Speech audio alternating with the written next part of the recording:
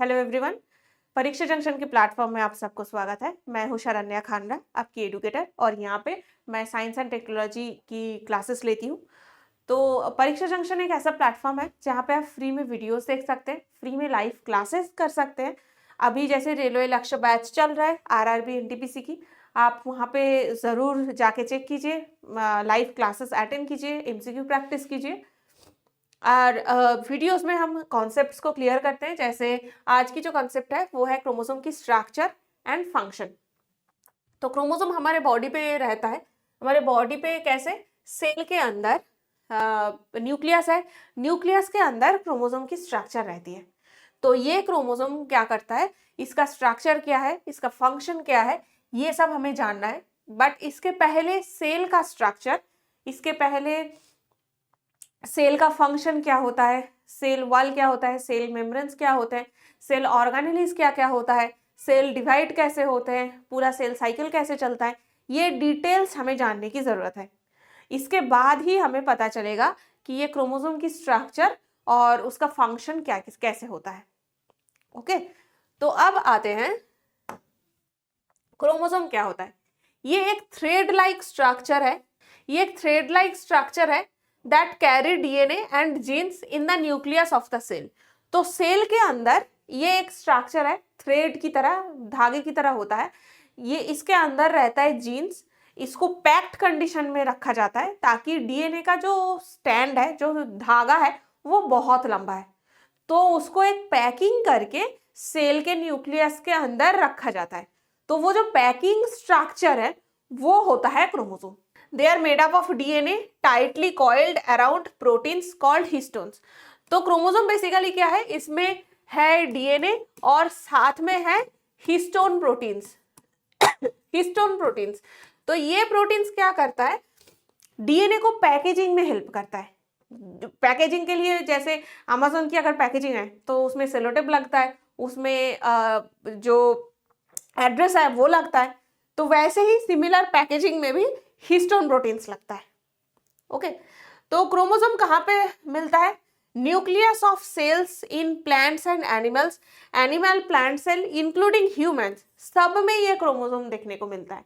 But chromosome क्या होता है, इसका नंबर, इसका साइज, ये दोनों एक एक ऑर्गेनिज्म पे वैरी करता है। मतलब ह्यूमन में, इंसान में जितना क्रोमोसोम है, चूहे में उतना नहीं है।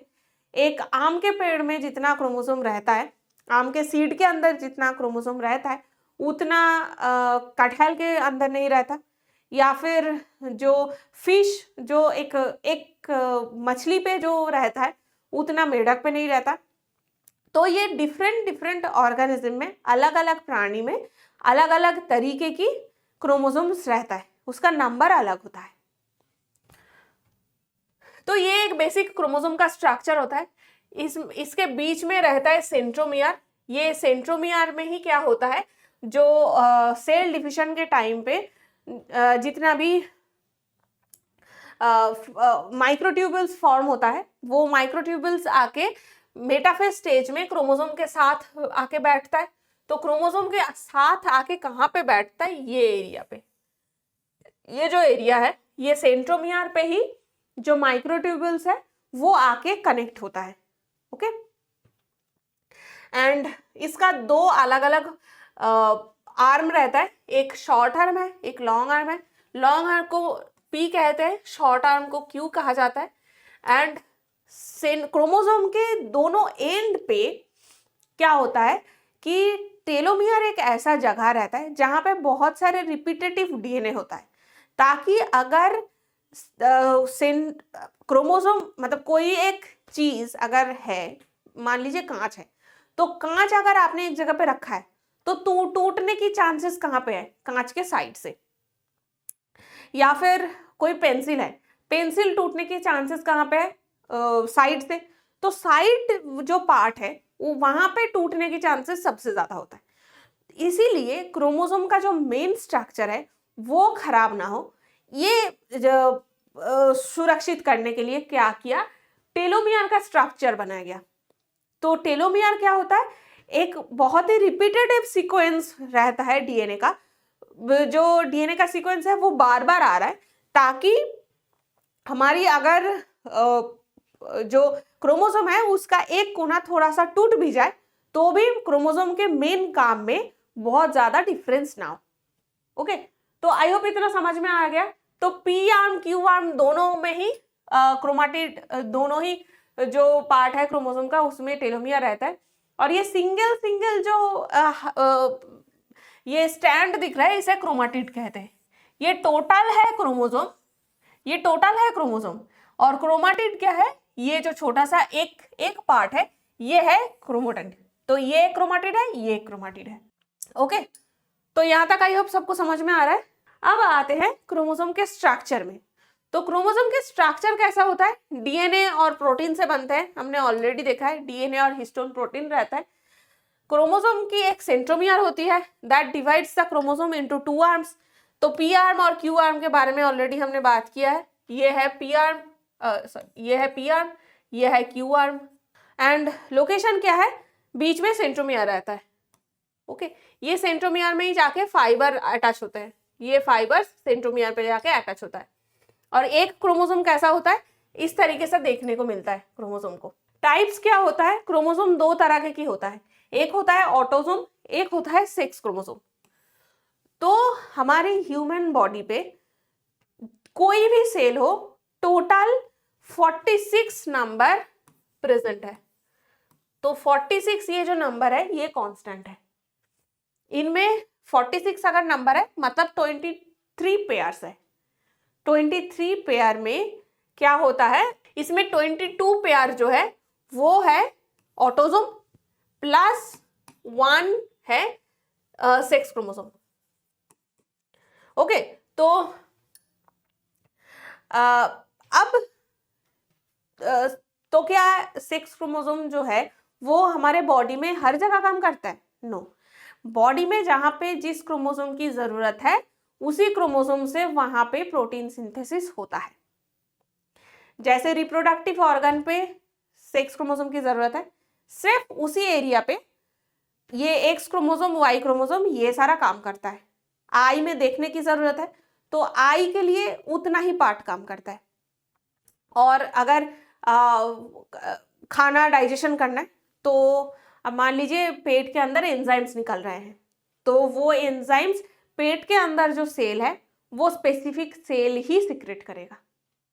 वैसे जो स्किन है, स्किन में हमें अगर कहीं पे कुछ चुभ जाता है, कांटा चुभ जाता है, तो वो क्या होता है, एक पेन की सेंसेशन होती है, तो उसके लिए वही स्पेसिफिक सेल काम करता है। और ये जो 22 पेयर की क्रोमोसोम है वो एक एक क्रोमोसोम इसी काम में लगा रहता है। तो इक्वली मेन और वुमेन पे 44 पेयर्स मिलता है जो दोनों ही सेम है। बट सेक्स क्रोमोसोम जो है, these are chromosomes found differently in man and women. Man में क्या होता है, एक्स वाई 2 क्रोमोसोम मिलते हैं, एंड फीमेल में या फिर वुमेन में एक्स एक्स ये दोनों मिलते हैं। तो इनका नंबर क्या है, टोटल 1 पेयर है और 2 इन टोटल। ओके, तो जैसे अब यहां पे आते हैं हेटेरोक्रोमाटिन और यूक्रोमाटिन, ये दोनों कॉन्सेप्ट हमें जानना है। तो बेसिकली क्या है, क्लासेस में हमने डिस्कस किया था, यू मतलब होता है ट्रू, यू इज ट्रू। और क्रोमाटिन मतलब क्रोमाटिन फाइबर जो है वो डीएनए की पैकेजिंग में एक कंडीशन है, उसको क्रोमाटिन फाइबर कहते हैं, जहां पे ये प्रोटीन के साथ मिला हुआ है। तो यहाँ पे 2 प्रोटीन है, यहाँ पे 2 प्रोटीन है और इस तरीके से मिला हुआ है। ठीक है, तो इसको क्रोमाटिन स्ट्रक्चर बोलते हैं। This is chromatin structure. तो ये क्रोमाटिन के अंदर क्या होता है कि ये बहुत लूज पैक्ड है और ये बहुत ही टाइटली पैक्ड है। तो इसमें क्या होता है, बीच बीच में थोड़ा थोड़ा जगह रखा है और इसमें बहुत ही ज्यादा पैक करके रखा है। तो आप क्रोमोसोम को देखने के लिए हमें खाली आंख में तो देख नहीं सकते, इसको हमें कैसे देखना है, माइक्रोस्कोप में देखना है। और तो माइक्रोस्कोप के अंदर हम इसे स्टेन करते हैं, मतलब इसको कलर देते हैं। कलर देख, जो कलर दिखेगा तो जैसा स्ट्रक्चर है वो ऐसे ही कलर में दिखेगा। तो बेसिकली क्या होता है, जब हम इसे कलर करते हैं तो यूक्रोमाटिन जो एरिया है वो बहुत ही कम कलर लेता है और हेटेरोक्रोमाटिन जो एरिया है वो बहुत ही ज्यादा कलर लेते हैं। इसको डार्क, एकदम से घना, डेंस, एक डार्क कलर लेता है। तो ये डार्क कलर की वजह से क्या है, ये जो एरिया है वो बहुत ही डेंस दिखता है। अब बात ये आता है कि इसका पैकेजिंग इतना टाइट और इसका पैकेजिंग इतना लूज क्यों है? क्योंकि यूक्रोमाटिन के एरिया से डीएनए की रेप्लिकेशन होती है, जीन की एक्सप्रेशन होता है। तो कौन सा जीन कहाँ पे एक्सप्रेस करेगा, जैसे हमारे सर के ऊपर जो हेयर का जीन है वो एक्सप्रेस करता है, हमारे आँख में आँख का जो जीन है वो एक्सप्रेस करता है, जो हमारे टांग है टांग के ऊपर टेस्ट के लिए जो जीन्स होता है वो एक्सप्रेस करता है। तो जो जीन एक्सप्रेस करता है उसको बार बार क्या करना है, डीएनए रेप्लिकेट करने की जरूरत है, तभी डीएनए से आरएनए बनेगा, आरएनए से प्रोटीन बनेगा एंड प्रोटीन की वजह से हम कोई भी काम कर पाते हैं। तो बार बार डीएनए की रेप्लिकेशन होना है तो बार बार डीएनए की पैकेजिंग खोलनी होगी। तो ये पैकेजिंग खोलना आसान है, इसलिए बहुत ज्यादा पैक्ड नहीं रहता एंड इसीलिए जो लूजली पैक्ड रीजन है यहाँ से जीन की भी एक्सप्रेशन होती है, यहाँ से इसीलिए इसको असली क्रोमाटिन या ट्रू क्रोमाटिन कहा जाता है। नेक्स्ट आता है हेटेरोक्रोमाटिन रीजन। ये क्या होता है, अब देखिए, अब जैसे हमारे जो बाल के सेल्स होते हैं सर के ऊपर, उसमें टेस्ट बड की जरूरत नहीं है, जो जीन हमें जीभ में एक्सप्रेस करने की जरूरत है वो बाल के पास तो एक्सप्रेस करने की जरूरत नहीं है। तो वो जो पार्ट है उसमें ये ऐसे टाइटली पैक्ड रहता है, क्योंकि यहां से तो कभी वो जीन का एक्सप्रेशन नहीं चाहिए, हमें यहाँ पे टेस्ट नहीं चाहिए ना, टेस्ट हमें टंग पे ही चाहिए। तो इस कंडीशन के लिए क्या होता है कि ये हमेशा ही हाईली पैक्ड कंडीशन में रहता है, इसीलिए ये कंडीशन को हेटेरोक्रोमाटिन कंडीशन कहते हैं। ओके, तो हेटेरोक्रोमाटिन और यूक्रोमाटिन के बीच में डिफरेंस आई होप समझ में आ रहा है। तो बेसिकली ये क्या करता है, हेटेरोक्रोमाटिन एक बहुत ज़्यादा डेंस कलर्ड होते हैं और ज़्यादा ये लेते हैं, कलर लेते हैं। यूक्रोमाटिन जो है वो उतना कलर नहीं लेते एंड यूक्रोमाटिन जीन एक्सप्रेस करता है, हेटेरोक्रोमाटिन जीन एक्सप्रेस नहीं करता। हेटेरोक्रोमाटिन की पैकेजिंग बहुत टाइट होता है, यूक्रोमाटिन की पैकेजिंग बहुत लूज होता है। ये यहाँ तक आई होप सबको समझ में आ रहा है। तो अब आते हैं ह्यूमन क्रोमोसोम में। तो ह्यूमन क्रोमोसोम इस तरीके का देखते हैं, जो सबसे बड़ा होता है उसको क्रोमोसोम नंबर 1 कहते हैं। ऐसे जितना छोटा होता रहता है उसको उसी तरीके से नंबरिंग भी करते हैं। अब मेल में होता है एक्स क्रोमोसोम, वाई क्रोमोसोम। ये जो है फीमेल जो बच्चा होता है उसके लिए रिस्पॉन्सिबल है, ये जो है मेल बच्चे के लिए रिस्पॉन्सिबल है। ये वाई क्रोमोसोम प्रेजेंट है, इसीलिए वो कोई भी इंसान मेल है। मतलब अगर फादर है तो फादर से ये क्रोमोसोम डायरेक्टली सन बच्चे पे आते हैं, बाबा से बच्चे पे डायरेक्टली ये क्रोमोसोम आते हैं। और अगर फीमेल है तो उनके लिए क्या है, एक्स क्रोमोसोम आता है। और फीमेल्स में क्या होता है, फीमेल्स में यहाँ तक के जितना भी क्रोमोसोम्स है वो सारे मेल से सेम है, same, all are same. Next क्या होता है, फीमेल्स में दोनों ही एक्स क्रोमोसोम रहता है। तो फीमेल में आइदर अगर बच्चा हो रहा है तो आइदर ये एक्स क्रोमोसोम आया है या फिर ये एक्स क्रोमोसोम आया है, but x chromosome he mummy से मिल सकता है। और पापा से अगर एक्स क्रोमोसोम मिला तो जो बच्चा है वो फीमेल बच्चा है, और अगर वाई क्रोमोसोम मिला तो वो मेल चाइल्ड है, मेल बेबी है। तो बेसिकली बच्चा लड़का होना है या फिर लड़की होनी है, ये डिसाइड पूरा फादर करते हैं, मतलब फादर के बॉडी ही करता है, इसमें मदर की कोई रोल नहीं होता। तो अगर कोई घर पे किसी बहू को गाली पड़ता है कि तुमने लड़की पैदा किया है, नो सर, यहाँ पे आपकी बेटा की ही प्रॉब्लम है। तो ये चीज हमें बहुत अच्छी तरीके से जानना है, क्वेश्चन जरूर आ सकते हैं यहाँ से। फंक्शन क्या होता है? फंक्शन यही है कि अगर पापा से, फादर से बच्चे पे या फिर मदर से बच्चे पे आ रहा है, क्रोमोसोम्स आ रहे हैं, तो जेनेटिक इंफॉर्मेशन जो है वो बेबी तक ट्रांसफर कैसे होता है? ये क्रोमोसोम के थ्रू होता है। Chromosome carry genetic information from cell to cell. तो जेनेटिक इंफॉर्मेशन कैसा है? जेनेटिक इंफॉर्मेशन माइटोसिस के टाइम पे जो न्यू सेल्स बनते हैं वहां पे प्रीवियस सेल जैसा ही जेनेटिक इंफॉर्मेशन न्यू सेल में होता है, डॉटर सेल में मिलता है। और जब दूसरा जनरेशन बन रहा है तो उस टाइम पे फादर और मदर की जेनेटिक इंफॉर्मेशन बेबी पे आता है। ओके, तो इसको क्या कहते हैं? Vertical gene transfer. और अगर एक सेल था, ये डिवाइड होके 2 सेल बन गया, this is horizontal gene transfer. ये हॉराइजेंटल क्यों है? क्योंकि एक जनरेशन की सेल से सेम जनरेशन की कंटिन्यूअसली सेल लाइन बन रहा है, बट यहाँ पे क्या हो रहा है? एक न्यू जनरेशन बन रहा है। तो ये फंक्शन क्रोमोसोम का हमें याद रखना है। नेक्स्ट आते हैं, अब क्रोमोसोम के बारे में पढ़ लिया है तो जीन के बारे में भी थोड़ा बहुत जानना है।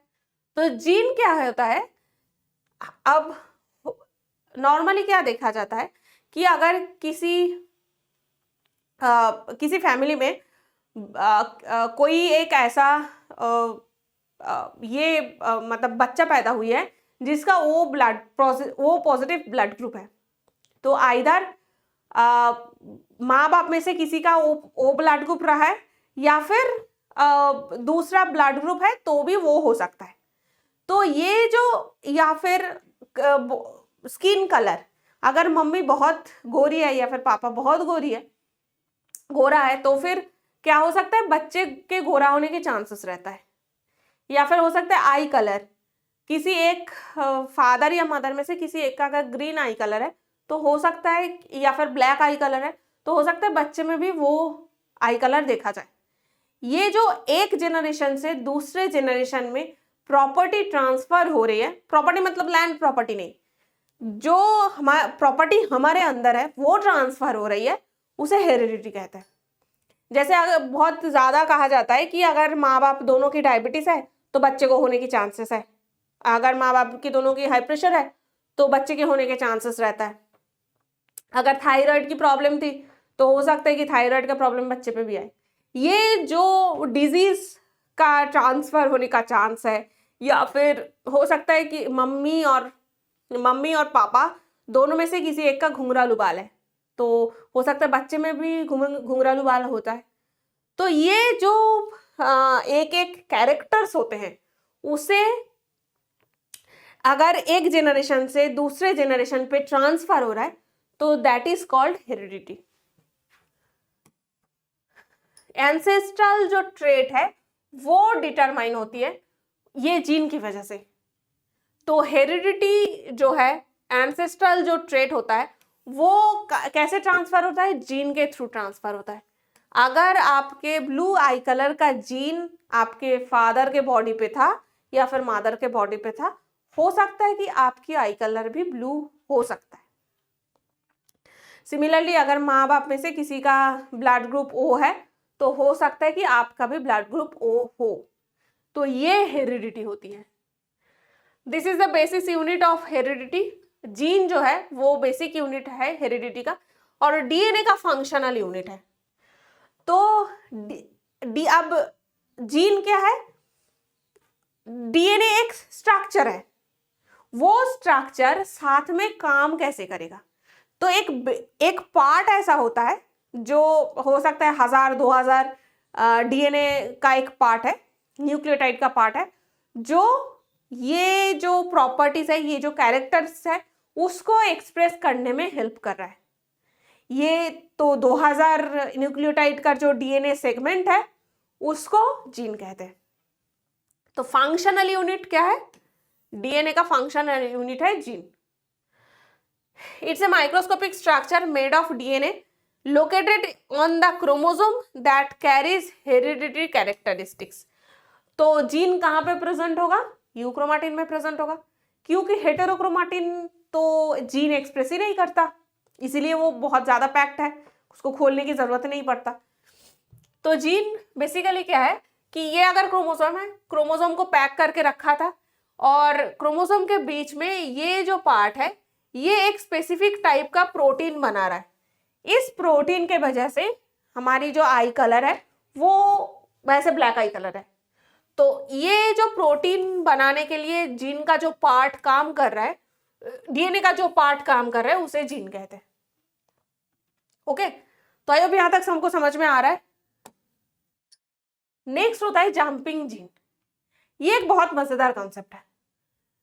तो हमने इतने सारे क्रोमोसोम्स देख लिए हमारे बॉडी पे, जैसे 23 क्रोमोसोम्स है, 22 ऑटोसोम्स, 22 पेयर्स ऑफ ऑटोसोम्स है एंड 1 पेयर ऑफ 6 क्रोमोसोम है। अब नॉर्मली क्या होता है, कुछ कुछ ऐसे जीन होता है जो एक क्रोमोसोम से दूसरे क्रोमोसोम पे जंप करता है, ये एक जगह से दूसरी जगह पे जंप कर सकता है। इस कंडीशन को बोलते हैं जंपिंग जीन। नॉर्मली क्या होता है, भुट्टा में बहुत ज्यादा देखने को मिलता है, क्योंकि भुट्टा या मेज पे हमारे सामने उसका ये जो शिफ्ट हुई है इसका एक्सप्रेशन देखने को मिलता है। जैसे नॉर्मली हम भुट्टा खाते हैं, वो क्या होता है, एक हल्का सा येलो कलर का भुट्टा की बीज होती है, बट नेचर में, वाइल्ड कंडीशन में किस तरीके का देखा जाता है, इस तरीके का। ये ऑलमोस्ट पूरा ब्लैक है, इसमें सफेद के बीच में कुछ कुछ ब्लैक है, येलो भी कुछ है, ये तो पूरा ही ब्लैक है, ब्लैक रेड येलो कॉम्बिनेशन है। ये भी बीच में येलो ब्लैक है, इसमें येलो और ब्लैक बहुत ज्यादा है, और ये भी वैसा ही है। तो ये क्या कंडीशन है कि जब इस कार्नेल का, जब इस भुट्टे का जो दाना है, बीज है, उस बीज पे जहां पे